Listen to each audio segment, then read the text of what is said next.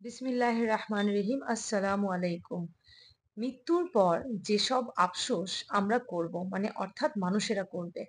১, হায় আমি যদি মাটি হয়ে যেতাম। সূরা নাবা আয়াত ৪০।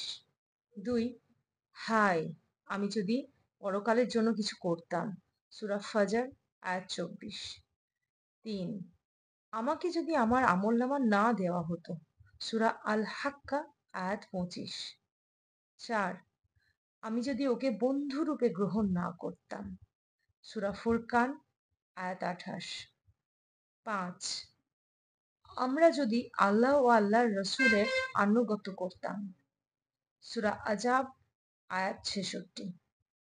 ৬, আমি যদি তাদের সঙ্গে থাকতাম তাহলে বিরাট সফলতা লাভ করতাম। সূরা আন নিসা আয়াত ৭৩। ৭, হায় আমি যদি আমার রবের সঙ্গে কাউকে শরিক না করতাম। সূরা কাহাব আয়াত ৪২।